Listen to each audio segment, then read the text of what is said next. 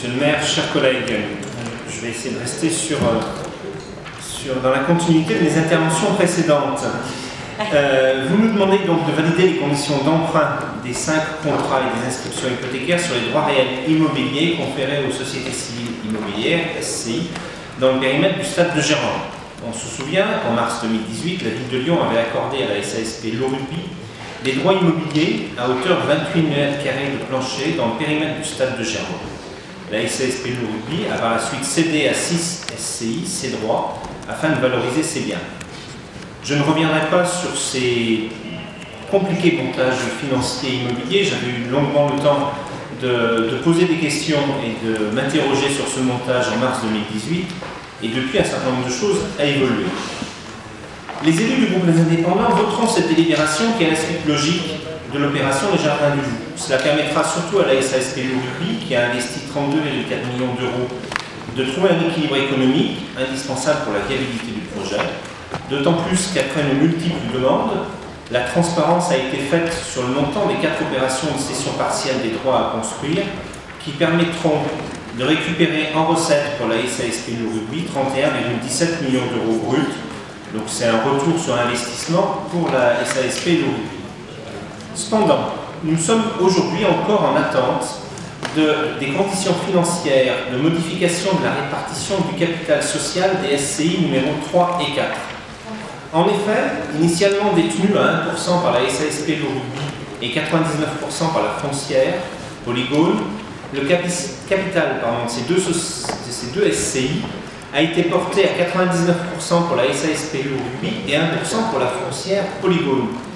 Ce rééquilibrage capitalistique que nous avions demandé avec énergie lors d'un précédent conseil municipal assurera donc des revenus réguliers à la SASP Lorugby, des revenus provenant de la location de ces surfaces de bureaux. C'est une bonne chose pour la pérennité du club dans la durée. Mais nous souhaitons connaître les conditions financières de cette nouvelle répartition du capital, ainsi que le montant des droits à construire acquis par ces deux SCI, numéros 3 et 4. Les annonces faites dans la presse par le président de GN Events sur les futurs investissements du Lorugby dans le périmètre de Gerland nous ont fortement intéressés. En effet, au vu des déclarations du président de GN Events, il semble que la phase 2 des aménagements autour du stade soit déjà lancée, avec le projet de construction d'un hôtel, d'un centre nautique couvert, intégrant un spa et un centre de remise en forme, et la rénovation du bassin extérieur existant.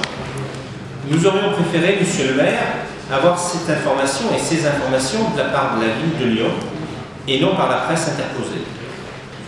Le Lorugby nous a confirmé la semaine dernière qu'une négociation pour la construction de ces deux équipements sportifs était actuellement en cours avec votre municipalité. La piscine couverte, en rez-de-chaussée de l'hôtel, serait à destination des scolaires en journée. Le reste du temps, il sera à destination des clients de l'hôtel et de la préparation physique du Lorugby. Le bassin extérieur, rénové, restant une piscine d'été.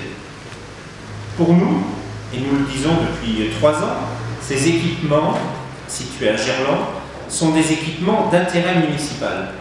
Aussi, le Lorugby n'a pas vocation à supporter seul l'investissement nécessaire, de l'ordre de 20 millions d'euros. Il en est même au niveau des coûts de fonctionnement.